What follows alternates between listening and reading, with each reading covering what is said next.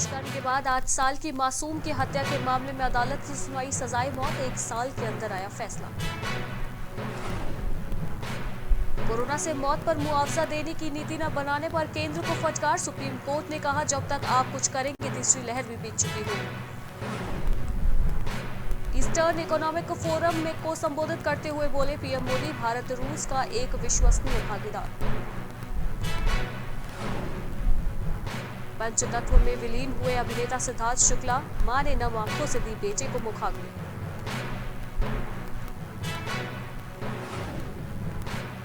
मुल्ला बरादर को मिलेगी अफगानिस्तान में तालिबानी सरकार की कमान, 1 हफ्ते में हो सकता है गठन।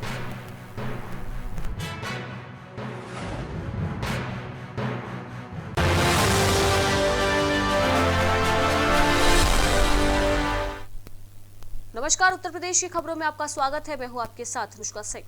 तीसरी लहर के आने की आशंका को लेकर अलर्ट जारी कर दिया गया है। इसी कड़ी में राजधानी लखनऊ के आशियाना स्थित लोकबंधु अस्पताल में ऑक्सीजन प्लांट भी लग गया। हालांकि पहले इस अस्पताल में ऑक्सीजन जनरेटर नहीं थे, अब इस अस्पताल में ऑक्सीजन जनरेटर लग गए हैं। बताया जा रहा है कि मुख्यमंत्री ने सभी अस्पतालों में ऑक्सीजन जनरेटर और पाइपलाइन बिछाए जाने का कार्य पूरा कर लेने के निर्देश जारी कर दिए हैं। उसके बाद ज्यादातर अस्पतालों में खुद का प्लांट लगाया गया। वहीं लोकबंधु अस्पताल के चिकित्सक अधीक्षक अजय शंकर त्रिपाठी ने बताया कि दूसरी वेव के बाद अस्पताल में ऑक्सीजन की जरूरत बढ़ गई थी और अस्पताल खुद ऑक्सीजन उत्पादन करे।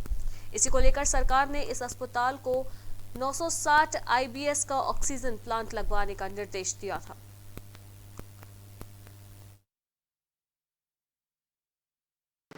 देखिए, सेकेंड वेव के बाद से हम लोगों को ऑक्सीजन की ज़रूरत ये थी कि अस्पताल खुद प्रोडक्शन करे। इसके क्रम में सरकार ने हम लोगों को 960 एलपीएम का एक ऑक्सीजन प्लांट दिया था, जो कि हमको मिल गया था 4-5 दिन पहले। आज उसको फंक्शनल पूरी तरीके से कर दिया गया है और प्रोडक्शन शुरू हो गया है। इस क्रम में सारे हमारे यहाँ कम से कम 15-20 लोगों को हम ट्रेनिंग दिलवा रहे हैं आज, और सारे लोग ट्रेंड हो जाएंगे तो हम सुचारू रूप से ये ऑक्सीजन प्लांट। महिला कल्याण, बाल विकास और पुष्टाहार मंत्री स्वाति सिंह टाटा वाटर मिशन की ओर से उत्तर प्रदेश के जनपद लखनऊ के सरोजनी नगर ब्लॉक के महावारी स्वच्छता प्रबंधन कार्यक्रम का संचालन कर उन्होंने शुभारंभ किया। अस्तित्व एक पहचान परियोजना के अंतर्गत 4000 किशोरियों और महिलाओं को महावारी स्वास्थ्य, स्वच्छता और प्रबंध के बारे में जागरूक किया गया। यह कार्यक्रम महावारी से जुड़े मिथकों, गलत मान्यताओं और धारणाओं के बारे में समाज को जागरूक करता है और महावारी से जुड़े स्वच्छता और प्रबंधन संबंधी सकारात्मक व्यवहारों को अपनाने के लिए प्रेरित भी करता है। बता दें कि महावारी स्वच्छता प्रबंधन कार्यक्रम का मंत्री स्वाति सिंह ने फीता काटकर शुभारंभ किया। आज सरोजनी नगर ब्लॉक में मैं आई हूँ और यहाँ पर हम लोग टाटा ट्रस्ट के माध्यम से और समूह की मेरी महिलाएं हैं जो सरोजनी नगर क्षेत्र में, जो ग्रामीण क्षेत्र में स्वयं सहायता समूह की महिलाएं हैं, उनका ट्रेनिंग में टाटा ट्रस्ट के माध्यम से करा रही हूँ, जिसमें सैनिटरी नैपकिन, कॉटन के कपड़े का सैनिटरी नैपकिन बन रहा है, क्योंकि किसी भी महिला के लिए बहुत आवश्यक है कि वह अपने स्वास्थ्य का ध्यान रखे, अपनी स्वच्छता का ध्यान रखे। जब इस देश के प्रधानमंत्री माननीय मोदी जी जब स्वच्छ भारत अभियान को चलाते हैं तो स्वच्छता में मुझे लगता है कि सर्वप्रथम महिलाएं ही आती हैं, क्योंकि भारतवर्ष में ये माना जाता है कि हमारे घर की धुरी होती है। सिद्धार्थनगर जनपद में बाढ़ का कहर कम होने का नाम नहीं ले रहा है। वहीं शासन प्रशासन बाढ़ क्षेत्र का दौरा निरंतर कर रही है। बांजी ज्वाइंट मजिस्ट्रेट ने एनडीआरएफ टीम के साथ दर्जनों बाढ़ क्षेत्र गांव का नाव से दौरा किया और ग्रामीणों को हर संभव मदद दिलाने का आश्वासन दिया। वहीं बाढ़ पीड़ित ग्रामीणों ने बताया कि अभी तक हम लोगों को राहत सामग्री नहीं मिल पाई है और दवा के बिना हम लोग बहुत लाचार हो गए हैं। हम लोगों में दवा का वितरण कराया जाए। वहीं मीडिया से बात करते हुए ज्वाइंट मजिस्ट्रेट जॉक प्रवेश ने बताया है कि बाढ़ क्षेत्र के गाँव का जायजा लिया गया है और जल्द ही लोगों को हर संभव मदद भी दी जाएगी। तो सिद्धार्थनगर में इस वक्त बाढ़ का सितम देखने को मिल रहा है। लगातार आला अधिकारी मौकों का दौरा कर रहे हैं। वहीं आज ज्वाइंट मजिस्ट्रेट ने भी बाढ़ प्रभावित क्षेत्रों का दौरा किया है और वहां पर मौजूद लोगों से उनका हाल चाल जाना है। वहीं आपको बता दें कि बाढ़ प्रभावित ग्रामीणों का कहना है कि अब तक सरकार के द्वारा जो भी राहत सामग्री उपलब्ध कराई जाती है वो अब तक उन्हें नहीं मिल पाई है। ऐसे में बिना दवा और राहत सामग्री के वे बेहद लाचार हो चुके हैं। वहीं ज्वाइंट मजिस्ट्रेट ने मीडिया से बात करते हुए कहा है कि जल्द से जल्द सभी लोगों को मदद पहुंचाई जाएगी। देखा गया कि किस प्रकार की स्थिति है, चूंकि पानी का जो स्तर है नदी का, राप्ती नदी का, वो अपने खतरे के निशान से लगभग 1 मीटर ऊपर चल रहा है और जो आज तक की सबसे भीषणतम बाढ़ रही है, जिसमें नदी का स्तर 85.880 रहा है, उससे भी लगभग 6 सेंटीमीटर ऊपर इस समय नदी बह रही है। तो हालात इस समय थोड़े से संगीन हैं। तो इसी का देखने के लिए कि क्या स्थिति है आज। राजधानी लखनऊ में पंचायत प्रशिक्षण कार्यशाला का आयोजन किया गया। इस कार्यशाला का आयोजन लोक प्रशासन विभाग लखनऊ विश्वविद्यालय की ओर से किया गया। इसमें मुख्य अतिथि के रूप में पंचायती राज मंत्री भूपेंद्र सिंह चौधरी शामिल रहे। लखनऊ विश्वविद्यालय में आयोजित इस पंचायत प्रशिक्षण कार्यशाला का मूल उद्देश्य भी यही है कि इन जनप्रतिनिधियों की सहभागिता को और बेहतर किया जा सके। इस कार्यशाला को संबोधित करते हुए पंचायती राज मंत्री भूपेंद्र चौधरी ने कहा कि ग्रामीण क्षेत्रों में भी शहरों की तरह मूलभूत सुविधाएं हो, रोजगार हो, विकास हो, इसके लिए लगातार सरकार काम कर रही है। देश का सही विकास तभी हो सकता है जब गांव की तस्वीर बदलेगी।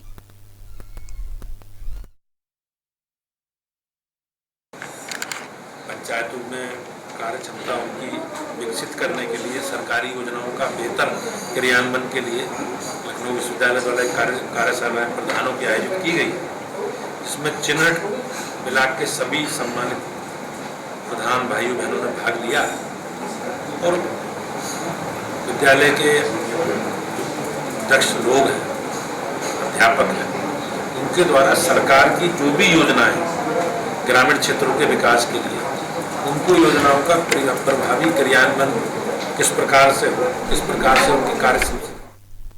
लखनऊ में 69,000 भर्ती मामले में अभ्यर्थियों का प्रदर्शन जारी है। इस कड़ी में शिक्षक भर्ती आंदोलन में शामिल होने के लिए समाजवादी पार्टी के एमएलसी राजपाल कश्यप पहुंचे। सपा एमएलसी राजपाल कश्यप अभ्यर्थियों का समर्थन कर रहे हैं। उन्होंने कहा कि अभ्यर्थी काफी समय से प्रदर्शन कर रहे हैं और अपनी मांगों को पूरा कराने की बात कह रहे हैं, लेकिन सरकार उनकी मांगों को नजरअंदाज कर रही है। साथ ही उन्होंने चेतावनी दी है कि अगर उनकी मांगों को पूरा नहीं किया जाता तो आने वाले समय में विधानसभा पर विशाल प्रदर्शन किया जाएगा। राजधानी लखनऊ में इस समय हम इको गार्डन पे मौजूद है, जहाँ पे 69,000 शिक्षक भर्ती को लेके 76 दिन से जो है वो धरना प्रदर्शन चल रहा है।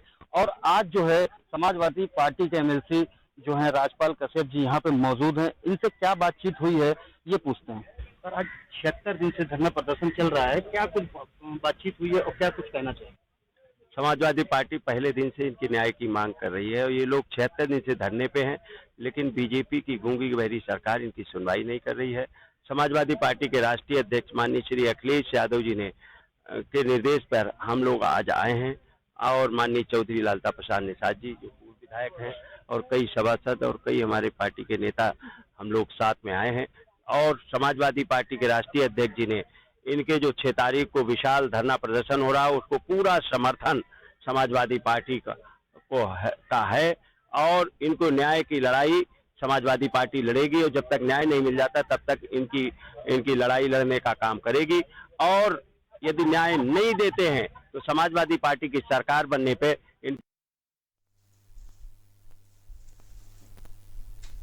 तो आज शिक्षक भर्ती आंदोलन में सपा एमएलसी पहुंचे हुए हैं, जहां राजपाल कश्यप ने सरकार पर सीधे तौर पर निशाना साधा है। आपको बता दें कि इको गार्डन में 69,000 शिक्षक भर्ती को लेकर अभ्यर्थी लगातार प्रदर्शन कर रहे हैं, जिसको सपोर्ट करने के लिए आज सपा एमएलसी राजपाल कश्यप आज पहुंचे हुए थे, जहां पर उन्होंने सीधे तौर पर योगी सरकार पर जमकर निशाना साधा।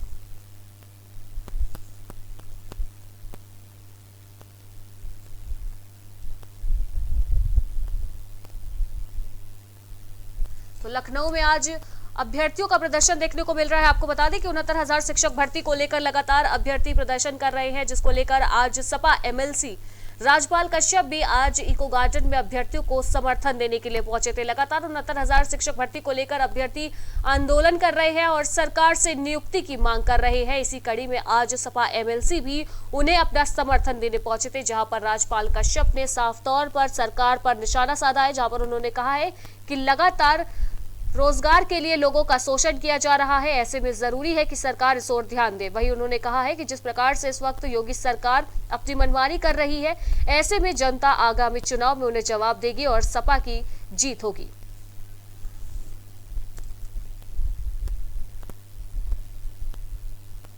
लखनऊ में केंद्रीय राज्य मंत्री कौशल किशोर ने प्रेस कॉन्फ्रेंस आयोजित की, जहां मंत्री कौशल किशोर ने पीएम के काम की जमकर तारीफ करते हुए पीएम आवास योजना के तहत बेहतरीन काम किए जाने की बात कही है और यूपी में इसका इम्प्लीमेंट काफी अच्छा तरीके से हो रहा है, इसकी भी उन्होंने जानकारी दी। साथ ही उन्होंने कहा कि शहरी क्षेत्रों में लोगों को 2.5 लाख रुपए का अनुदान भी दिया जा रहा है। आगामी चुनाव को लेकर उन्होंने ये भी कहा कि बीजेपी आगामी चुनाव में सरकार बनाने जा रही है। हमारे साथ मौजूद हैं भारत सरकार के केंद्रीय राज्य मंत्री कौशल किशोर जी। जानते हैं कि प्रेस वार्ता किस मामले में की गई है और क्या कहना चाहेंगे। आज की प्रेस वार्ता हमारी जो जन आशीर्वाद यात्रा माननीय प्रधानमंत्री जी के निर्देश पे हम लोगों ने निकाली है, तो उसका बड़े पैमाने पर जन समर्थन मिल रहा है। तो फिर से जनता ये जगह जगह नारे लगा रही है कि जो सुविधाएं उनको मिली हैं, किसानों को, मजदूरों को, गरीबों को, नौजवानों को, महिलाओं को, ग्रामीण क्षेत्र के लोगों को, चाहे वो बिजली हो, चाहे आवास हो, शौचालय हो या 5 लाख तक के मुफ्त में इलाज हो, मुफ्त में राशन हो, इसके लिए जनता ने फिर से नारे लगाने शुरू किए हैं। फिर से इस बार योगी सरकार, फिर से इस बार बीजेपी सरकार। आवास की बात यहीं पर भी देखना है, आवास मामले का भी घालमेल करने को मिला है, सुनने को मिला है, क्या कहना चाहेंगे। नहीं, ये प्रधानमंत्री जी ने बोला है कि 1 साल के अंदर आज़ादी के 75 साल जब पूरे होंगे तो सारे उन लोगों को, जिन लोगों के पास आवास नहीं है, उनकी पहचान करा करके उनको आवास दे दिया जाएगा। शहरी क्षेत्र में 1 करोड़ से ऊपर लोगों की डिमांड आई है और उनके जो है पूरे देश के अंदर, और उनके आवास कंप्लीट हो रहे हैं, उनको आवास दिए जाएंगे। जो लोग शहर के अंदर रहते हैं, ज़मीन है, उनके पास आवास नहीं है, तो उनको 2.5 लाख रुपए सरकार दे रही है आवास बनाने के लिए। ग्रामीण क्षेत्र में जिन लोगों को कच्चे घर हैं, उन लोगों को 1,20,000 रुपये आवास का और 12,000 का शौचालय और 90 दिन की मनरेगा की मजदूरी प्रधानमंत्री ग्रामीण आवास योजना में उनको देने का काम किया जा रहा है। इसलिए 1 साल के अंदर लगभग सभी लोगों को आवास मिल जाएंगे। ये प्रधानमंत्री जी का ड्रीम प्रोजेक्ट। चुनाव आने वाले हैं, अलग अलग पार्टियां प्रबुद्ध वर्ग सम्मेलन कर रही हैं, कहाँ तक प्रभाव पड़ेगा चुनाव। अब देखिए, चुनाव के समय ये लोग प्रबुद्ध सम्मेलन करना अलग बात है, लेकिन हमारी भारतीय जनता पार्टी केवल चुनाव के ही समय नहीं करती है, सेवा ही संगठन है। भारतीय जनता पार्टी का एक उद्देश्य है और उसके तहत चाहे कोरोना का पीरियड रहा हो, चाहे जैसी प्रॉब्लम रही हो, हम लोग लगातार उस पर काम करते हैं। और बूथ कमेटियां भी 21 लोगों की, 25 लोगों की अभी बनती हैं और अभी मैं खुद 5 बूथों की कमेटियों का सत्यापन करके आया हूं। तो भारतीय जनता पार्टी हर समय लोगों के बीच में रहती है और प्रबुद्ध सम्मेलन भारतीय जनता पार्टी लगभग हर समय करती रहती है। जो दूसरे लोग कर रहे हैं, उन लोगों ने, उनकी जब सरकारें रही तो उन्होंने जनता की तरफ निगाह उठा करके नहीं देखा, इसलिए वही जनता, उनके दल के लोग आज जब हम जन आशीर्वाद यात्रा निकाल रहे हैं तो सपा बसपा कांग्रेस के लोग पार्टी उनकी छोड़ करके बीजेपी में शामिल हो रहे हैं और फिर से बीजेपी की सरकार बनेगी। ऐसा इस तरीके से एक माहौल बना है और फिर से उत्तर प्रदेश में योगी जी की सरकार। राम मंदिर मुद्दा निर्माण हो गया, अब बताइए क्या मुद्दा रहेंगे भारतीय जनता पार्टी की जनता के बीच लेके जाएगी। भारतीय जनता पार्टी के पास विकास के मुद्दे हैं, विकास का काम किया इसलिए उनको विकास मिलेगा और विकास मिल रहा है और इसीलिए जनता जो है बीजेपी के साथ खड़ी है। तो ये थे हमारे साथ केंद्रीय राज्य मंत्री कौशल किशोर, जिनका कहना है जिस तरह से जन आशीर्वाद यात्रा निकली है, जनता का बहुत समर्थन मिला है, बहुत सहयोग मिला है। जिस तरह से जनता का समर्थन मिला है, निश्चित तौर पर उत्तर प्रदेश में मुख्यमंत्री योगी आदित्यनाथ के नेतृत्व में दोबारा सरकार बनाई जाएगी। कैमरा पर्सन मन्ना के साथ गौरव श्रीवास्तव, प्राइम टीवी। जनपद मैनपुरी में यूपी के राज्यपाल महोदया आनंदीबेन पटेल का दौरा देखने को मिला। आपको बता दें कि सुबह 10:10 पर हेलीकॉप्टर द्वारा वो पुलिस लाइन उतरी। उसके बाद वो कृषि विज्ञान केंद्र मैनपुरी पहुंची। वहां कृषि विज्ञान केंद्र में पहुंचकर कृषि कार्यों में परिवर्तनों का उन्होंने जायजा लिया। उसके बाद कचपुरा आंगनवाड़ी केंद्र पर आशाओं को आवश्यक दिशा निर्देश जारी करते हुए उन्होंने 15 आशा बहनों को किट भी वितरित की, जिसके बाद 15 ग्राम सभा के ग्राम प्रधानों से विकास कार्यों के बारे में जानकारी ली। कचपुरा में ही आंगनवाड़ी केंद्र का उन्होंने फीटा काट का उद्घाटन किया, साथ ही वह वृक्षारोपण कार्यक्रम में भी शरीक हुई।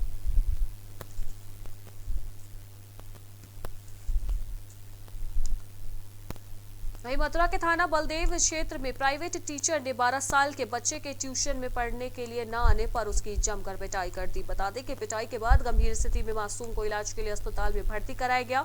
इस दौरान बच्चे ने एक वीडियो में भी बेरहम टीचर के बारे में जानकारी दी थी और इस वीडियो में अपनी आप बीती सुनाई थी। वहीं अस्पताल में इलाज के दौरान बच्चे ने दम तोड़ दिया, जिसके बाद से उसके परिजनों का रो रो कर बुरा हाल है। पीड़ित परिजन न्याय की गुहार लगा रही है। चलिए हम भी आपको दिखाते हैं कि मरने से पहले बच्चे ने क्या कुछ कहा। थाना बलदेव द्वारा ने डेढ़ गई है और नीम की मोटर नाते मारो में और लातन ते मारो और पेन हाथ में लगा के मारो और जो चोट जांगन पाए के काते मारो तू झंडन ते और जो मुंह पे का मारो तू पेन लगा के मुंह सूजी रो है जे मुंह पे काते मारो पेन लगा के हाथ में। अच्छा बात मारो। अच्छा। श्री संजय पुत्र रामदयाल निवासी ग्राम रदोई थाना बलदेव द्वारा थाने पर आकर सूचना दी गई कि ट्यूशन शिक्षक द्वारा उनके पुत्र को ट्यूशन की फीस समय पर न दिए जाने के कारण मारपीट की गई, जिससे उनके बेटे को काफ़ी चोटें आई। तत्पश्चात उनके द्वारा बच्चे को हॉस्पिटल में भर्ती कराया गया, जहां पर उपचार के दौरान बच्चे की मृत्यु हो गई है। इस सूचना पर थाने पर तत्काल ही अभियोग पंजीकृत कर लिया गया है। प्रकरण में साक्ष्य संकलन करते हुए साक्ष्य के आधार पर अग्रिम कार्रवाई सुनिश्चित। वहीं सोनभद्र में राग प्रतियोगिता को बढ़ावा देने के लिए एनटीपीसी रिहंद ने विधवाओं का शुभारंभ किया है। आपको बता दें कि एनटीपीसी रिहंद में पीटीएपी रेल डब्बों के जरिए विभिन्न सीमेंट संयंत्रों को राख भेजा है। इसके जरिए राख प्रतियोगिता के क्षेत्र में एक नया कीर्तिमान स्थापित किया गया। वहीं 8 महीने में एनटीपीसी रिहंद ने लगभग भारी मात्रा में फ्लाई ऐश देश के दूसरे जगहों पर भिजवाए हैं। मुख्य महाप्रबंधक एनटीपीसी रिहंद ने कहा है कि भारतीय रेलवे के संयुक्त प्रयासों के बाद राख उपयोग में एक नए युग की शुरुआत हुई है और 100% राख उपयोग के विशाल लक्ष्य को प्राप्त करने में एक महत्वपूर्ण उपलब्धि है। और इस क्रिया में जुड़े सभी कर्मचारियों को बधाई देते हुए उनके इस महत्वपूर्ण योगदान की भी सराहना की गई।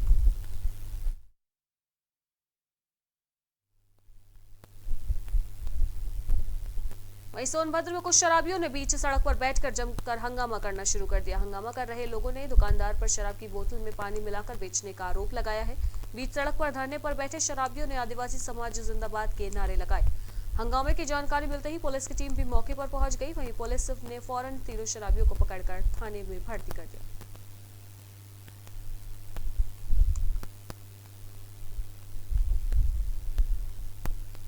कानपुर देहात में संदिग्ध हालत में झाड़ियों में नवविवाहिता का शव बरामद हुआ है, जहां परिजनों ने हत्या कर शव को झाड़ियों में फेंके जाने की आशंका जताई है। पूरा मामला शिवली कोतवाली क्षेत्र के जवाहर नगर मोहल्ले का बताया जा रहा है, जहां अपने मायके आई 21 वर्षीय नवविवाहिता गौरी का शव पड़ोसी के मकान के पास झाड़ियों में पड़ा मिला। परिजनों ने बताया कि पड़ोसी मंगल सिंह के घर उसका आना जाना था। रात को मौका पाकर नवविवाहिता की हत्या कर दी गई है। फिलहाल परिजनों के आरोप के आधार पर पुलिस ने एक युवक को गिरफ्तार कर लिया है और उससे लगातार पूछताछ की जा रही है।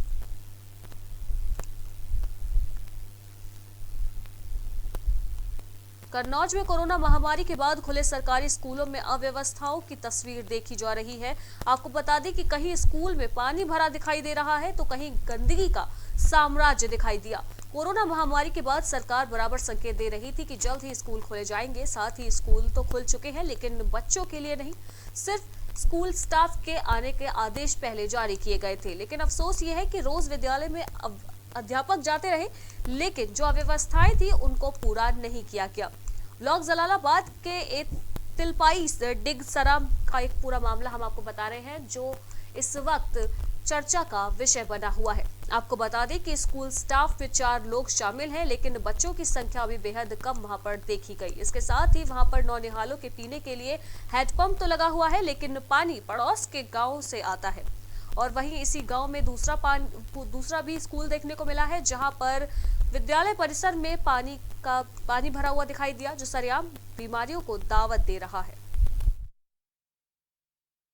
लाइट की दिक्कत ये ना, हमने मतलब एप्लीकेशन भी दिया वहाँ एसडीओ को नवी में, तो वो अब चूंकि यहाँ दूरी बहुत काफी है, 300 मीटर लगभग दूर पोल है, तो इससे व्यवस्था नहीं हो पा रही है। तो हमने प्रधान से भी यही कहा हमने कि ऐसा कुछ हो जाए तो अगर करा दो तो अच्छी बात है। यहाँ पानी की व्यवस्था हो जाए तो सब में पानी मतलब ये रनिंग वाटर की व्यवस्था हो जाए तो बच्चे मतलब आराम से अपना जो कुछ भी जाए शौचालय वगैरह तो उसमें दिक्कत ना उनको हो।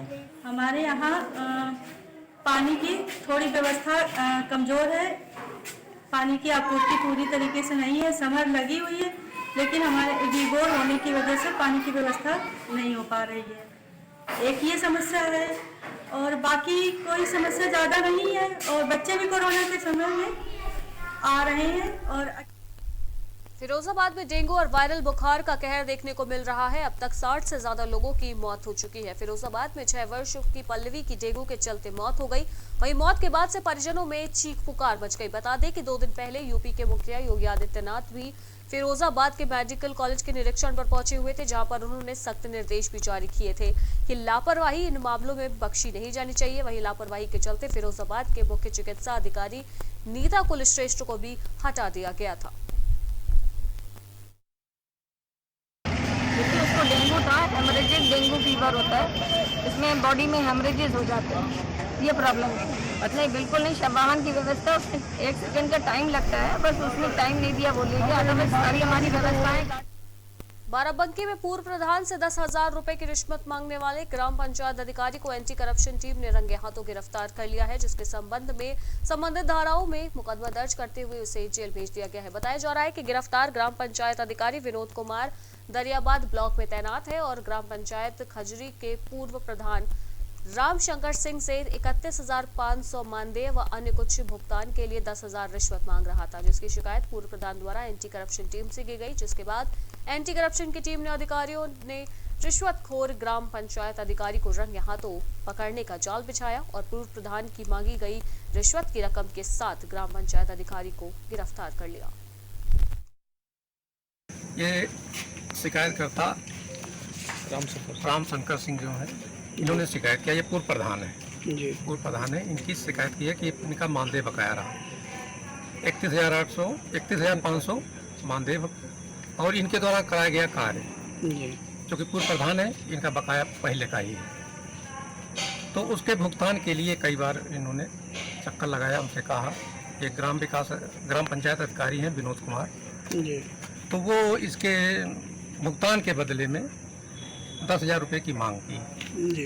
तो इन्होंने सोचा 10,000 रुपया मैं नहीं दूंगा, आप रंगे हाथ को सोचा, तो उसके इस आधार मुझे मेरे यहाँ प्रार्थना पत्र इन्होंने दिया। प्रार्थना पत्र के आधार पर मैंने आज ये कहा। फतेहपुर के सुजानपुर स्थित ब्लॉक संगठन कार्यालय में प्रधान संघ अध्यक्ष की अध्यक्षता में बैठक आयोजित की गई। बैठक में ब्लॉक कमेटी के गठन पर विस्तृत चर्चा की गई। सर्वसम्मति से कमेटी के पदाधिकारियों के नामों का प्रस्ताव रखा गया। साथ ही विभिन्न जन समस्याओं और प्रधानी कार्यों से संबंधित प्रधानों को आ रही समस्याओं को लेकर भी बातचीत की गई। अध्यक्ष हेमलता पटेल ने बताया कि सूचना के अनुसार ब्लॉक कमेटी के गठन के विषय में अति महत्वपूर्ण चर्चा हुई है। वहीं पदाधिकारियों को अंतरिम सूची निर्धारित भी की गई है और जिला कमेटी को प्रस्तावित कर दिया गया है। आज बहुआ ब्लॉक के प्रधान संघ की बैठक बुलाई गई। उसमें हमारे प्रधान भाइयों और बहनों ने भाग लिया। सभी लोगों ने बैठ करके ये फैसला किया गया कि कमेटी का गठन होना है। उसमें सभी लोगों ने चर्चा किया और अंतरिम सूची बनाई गई। उस सूची को जिलाध्यक्ष महोदय से अनुमोदित कराते हुए इसको हम फतेहपुर जनपद के विकास खंड मुख्यालय खजुहा में एक ऐसा दिव्यांग युवक है जो अपने पैरों से चलने में सक्षम नहीं है, फिर भी ब्लॉक मुख्यालय में रहकर गरीब जनता की सेवा में वह प्रयत्नशील है। वहीं दूसरी तरफ दिव्यांग युवक को अपने मधुर गायन के बल पर लोगों को अकस्मात आकर्षित करने का हुनर है। बता दें कि रामू सिंगर नाम का युवक संगीत के इस सफर में इसका कोई भी गॉडफादर नहीं है, ना ही कोई सपोर्ट करने वाला। मधुर गायन के बाद भी आज तक इसको कोई भी समुचित प्लेटफॉर्म नहीं मिल पाया है जिससे वह सिंगिंग की दुनिया में कोई मुकाम हासिल कर पाए। वहीं प्राइम टीवी के रिपोर्टर ने जब इस बारे में सुना और हकीकत जाननी चाहिए तो इस सिंगर ने जब गाना गाकर सुनाया तो गाना गाने के बाद जिस तरह से उसने गायकी की उसने सबको मंत्रमुग्ध कर दिया। तो चलिए आपको दिखाते हैं उसकी जिंदगी की दास्तां। कहते हैं कि प्रतिभा किसी की मोहताज नहीं होती है और प्रतिभाओं को निखारने के लिए एक गॉडफादर की जरूरत होती है। पर आज हम एक आपकी ऐसे संगीत से ताल्लुक़ रखने वाले एक युवक से मुलाकात करवाएंगे जिसमें जिसके गले पे माँ सरस्वती विराजमान हैं, और सबसे बड़ी बात यह है कि वो दिव्यांग है और वो अपने जीवन को चलाने के लिए संगीत का सहारा लेकर के आज वो धीरे धीरे प्रसिद्धि के रास्ते पर बढ़ रहा है। हम आपकी उस शख्स से मुलाकात करवाएंगे, आइए हम उससे मुलाकात करवाते हैं। आँखों में रहा दिल में उतर कर नहीं देखा, कश्ती के मुसाफिर ने समंदर नहीं देखा। वो महल बना रहे हैं मेरी झोपड़ी के पीछे, ये सिला मिला है मुझको तेरी दोस्ती के पीछे। दिल चोला मेरे यार के लिए, दिल दीवाने का डोला दिलदार के लिए। तो आपने देखा कि हमारे साथ रामू सिंगर जो खजुआ के रहने वाले थे वो जुड़े थे। उन्होंने अपनी जो है गीत के माध्यम से एक ऐसे समा को बांध दिया जिसमें कि इस समा के दौरान केवल मेज का ही उन्होंने वाद्य यंत्र के रूप में सहारा लिया। कोई न ढोलक थी न मंजीरा था, पर गले की लय ने एक ऐसा प्रभाव डाला कि जो वास्तव में अद्भुत है। और आपने एक ऐसी सक्सेस से मुलाकात किया तो हम अपने दर्शकों को बता देना चाहते हैं कि प्रतिभाएं किसी की मोहताज नहीं होती हैं, प्रतिभाएं गांव में छिपी होती हैं और प्रतिभाओं को निखारने वाला चाहिए।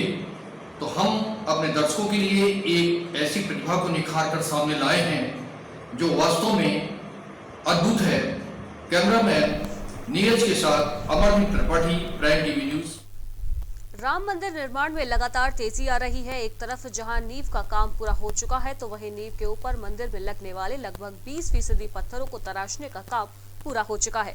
बाकी लगभग 80% पत्थरों को तलाशने का काम तेजी से चल रहा है। राम मंदिर निर्माण कार्य का समय सीमा जो है वो दिसंबर 2023 तक रखी गई है और तय समय में इसे हर हाल में पूरा करना है, जिसके लिए 15 सदस्य कारीगरों की टीम अयोध्या पहुंच चुकी है। पत्थर तराश कर सुरक्षित रखे जा चुके हैं। अब इन पत्थरों पर साफ सफाई का काम किया जा रहा है और साफ सफाई के बाद इन पत्थरों को रामलला के परिसर में शिफ्ट किया जाएगा। वहीं बाराबंकी के Pioneer Montessori high school Satyapremi नगर बाराबंकी में मिशन शक्ति के तहत जागरूकता कार्यक्रम आयोजित किया गया, जिसके माध्यम से छात्राओं और महिलाओं को जागरूकता का संदेश दिया गया। महिला थानाध्यक्ष शिखा सिंह की अध्यक्षता में कार्यक्रम को दिशा प्रदान की गई। उन्होंने महिला हेल्पलाइन के महत्व के बारे में जानकारी दी और बिना किसी डर के इन नंबरों के उपयोग करने की सलाह दी। उन्होंने बताया कि बालिकाओं को अपनी सुरक्षा के लिए स्वयं सहज रहने की जरूरत है। बता दें कि कार्यक्रम का शुभारंभ दीप प्रज्वलित कर विद्यालय में प्रबंधक जो थे ब्रजेश सिंह उन्होंने किया। इस अवसर पर छात्राओं के बीच सभी अतिथियों ने अपने विचार भी व्यक्त किए। वहीं बुलंदशहर के थाना अरनिया क्षेत्र में ग्राम लखनवाड़े में एक व्यक्ति ने अपने भतीजे को गोली मार दी। गोली लगने के बाद गंभीर हालत में अस्पताल में घायल को भर्ती कराया गया, जहां पर गोली मारने वाला आरोपी चाचा मौके से फरार बताया जा रहा है। घायल के परिजनों की तहरीर के आधार पर पुलिस ने फौरन एक्टिव होते हुए आरोपी चाचा को गिरफ्तार कर लिया और उसके खिलाफ कड़ी कार्रवाई की बात कही। कल 2 सितंबर में थाना अरनिया क्षेत्र में एक गांव में एक युवती दिन में अपने गांव से निकटवर्ती बाजार में सामान आदि खरीदने के लिए आई थी। इसके बाद वो घर नहीं पहुंची। घर वालों ने तलाश किया लेकिन नहीं मिली।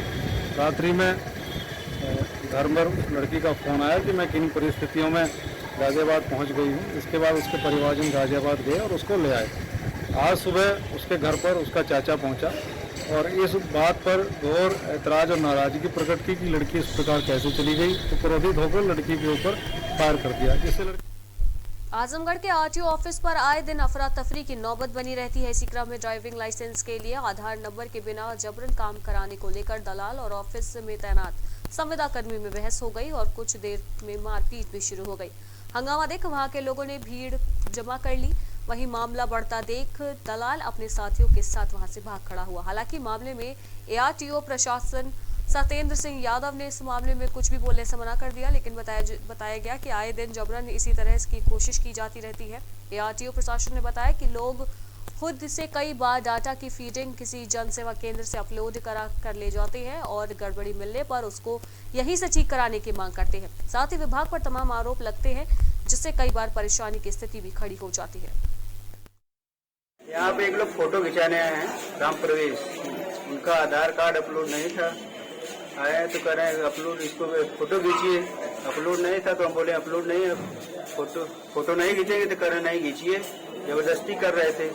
उसी के हुआ हाथापाई, कंप्यूटर फोड़ दिए हैं, जबरदस्ती कर रहे थे कि फर्जी।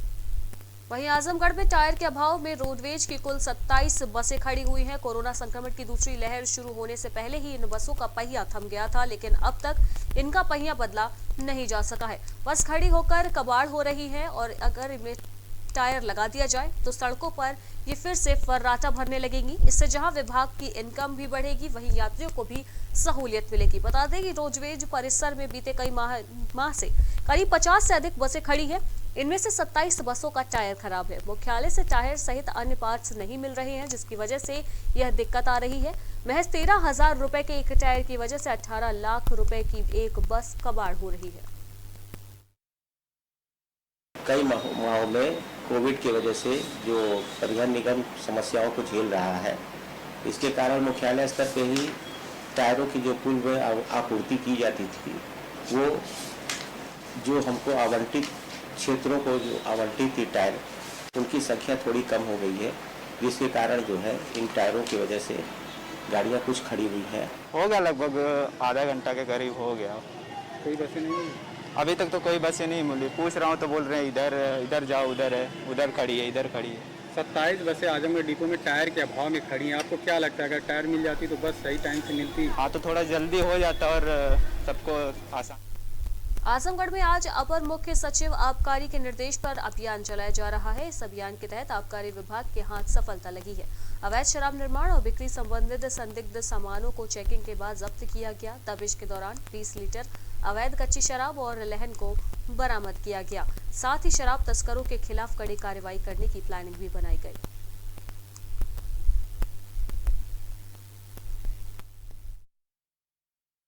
निर्देश पे जिलाधिकारी महोदय द्वारा प्रवर्तन अभियान के लिए टीमों का गठन किया गया है। उसमें आबकारी विभाग, पुलिस और प्रशासन की टीमें संयुक्त रूप से छापेमारी कर रही हैं, दबिश कर रही हैं, दुकानों की चेकिंग कर रही हैं और रोड पे आने वाले जो अन्य प्रदेश के वाहन हैं वो चेक किए जा रहे हैं। आज भी सर्किल 2, 4, 5, 6 और 8 इन क्षेत्रों में दबिश हुई है, जिसमें 20 लीटर कच्ची शराब मिली है और 200 किलोग्राम लहन।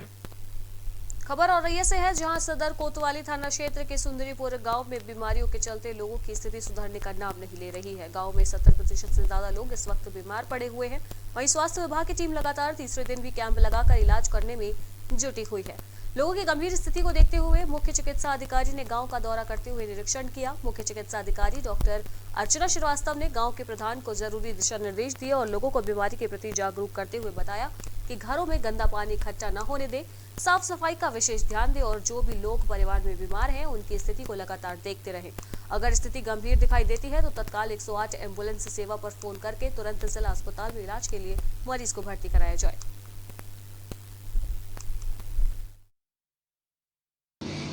जिन्होंने वहां जा करके लोगों की जांच करी, दवाएं वितरण करी।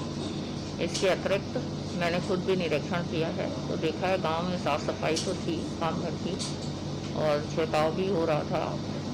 और प्रधान जी से बात करी गई तो उन्होंने कहा कि हाँ, टीमों ने दवा दी है, उससे अब लोगों को आराम भी है। और जो है मेरे द्वारा फिर उनको ये भी बताया गया कि कहीं भी पानी रुकने ना दें, घरों में भी कहीं पानी रुका हुआ है उसको उलट दें, साफ करके सारे बर्तन। वहीं बुलंदशहर में 8 साल की बच्ची से रेप और हत्या के आरोपी को कोर्ट ने फांसी की सजा सुना दी है। इसके साथ ही उस पर 1,40,000 रुपए का जुर्माना भी कोर्ट ने लगाया है। स्पेशल पॉक्सो कोर्ट के जज डॉक्टर पल्लवी अग्रवाल ने आरोपी अशोक को मामले में दोषी करार देते हुए ये सजा सुनाई है। एडीजीसी सुनील कुमार ने बताया कि पुलिस ने बच्ची का शव अभियुक्त की निशानदेही पर गन्ने के खेत से बोरे से बंद बरामद किया था। 4 अगस्त 2020 को खुर्जा के गांव सीकरी का निवासी पीड़ित अपनी पत्नी के साथ ससुराल गया था। वहां अपनी बेटी को घर छोड़ गया था। घर लौटने पर उसकी 8 वर्षीय बेटी लापता थी, जिसके बाद काफी तलाश करने के बाद भी बच्ची का पता नहीं चल पाया, जिसके साथ गांव के ही एक युवक के साथ बच्ची को देखने का पता चला था। वहीं पुलिस ने आरोपी अशोक को हिरासत में लेकर सख्ती से पूछताछ की, जिसके बाद उसकी निशानदेही पर गन्ने के खेत से बोरे में बंद बालिका के शव को बरामद किया गया था। पॉक्सो बुलंदशहर की पीठासीन अधिकारी डॉक्टर श्रीमती पल्लवी अग्रवाल ने अशोक नाम के मुलजिम को फांसी की सजा सुनाई है। दिनांक 4/8/2020 को यह अशोक एक 8 साल की बच्ची को जब वो अपनी बहन के साथ जामुन बीनने गई थी तो बहला फुसला कर ले गया था। अशोक ने पहले बालिका के साथ बलात्कार किया। बलात्कार करने के बाद उसको जान से गला घोंटकर मेरे देश की धरती सोना उगले, ये गाना आपने जरूर सुना होगा। ठीक उसी तरह से कुछ औरैया में देखने को मिला है, जहां जनपद के एक खेत में मिट्टी की खुदाई के दौरान प्राचीन सोने और चांदी के सिक्के बरामद हुए हैं। खुदाई के दौरान खेत में सोने के सिक्के की सूचना के बाद ग्रामीणों में हड़कंप मच गया। वहीं सूचना के आधार पर मौके पर पहुंची पुलिस ने खेत मालिक के पास से 10 सोने के और 2 चांदी के सिक्के अपने कब्जे में लेकर खेतों में पुलिस बल को तैनात कर दिया है। साथ ही पुलिस ने पुरातत्व विभाग को भी पूरे मामले की सूचना प्रदान कर दी है। जांच रिपोर्ट आने के बाद ही पता चल सकेगा कि सिक्के कितने युग के हैं और कितने प्राचीन हैं। चौकीदार द्वारा देर रात सूचना दी गई थी कि साहब यहाँ राम बाबू पाल के खेत में कुछ सिक्के बरामद हुए हैं। राम बाबू के पास वो सिक्के तत्काल पुलिस मौके पर पहुंची तो राम बाबू पाल द्वारा बताया गया कि साहब यहाँ पर हम अपने दरवाजे पर मिट्टी डालने के लिए निकाल रहे थे तो उसमें कुछ सिक्के मिले जिनकी संख्या 12 है। उन्होंने उसको दिया। जो 10 सिक्के हैं वो पीले कलर के हैं। और अलीगढ़ के थाना खैर क्षेत्र के गांव बांकनेर में एक सराफा व्यापारी को तमंचा दिखाकर बाइक सवार बदमाशों ने हजारों रुपए की लूट की वारदात को अंजाम दिया। 25,000 नकद और 80 ग्राम सोने के आभूषण लूट कर बदमाश मौके से फरार हो गए। वहीं घटना की जानकारी के बाद बदमाशों के खिलाफ पुलिस में तहरीर दी गई। वहीं एसपी ग्रामीण शुभम पटेल ने बताया कि सराफा व्यवसायी से कुछ पैसों व आभूषणों की लूट की गई है। पीड़ित की तहरीर के अनुसार पुलिस ने मुकदमा दर्ज कर लिया और पुलिस लुटेरों की तलाश में जुटी हुई है।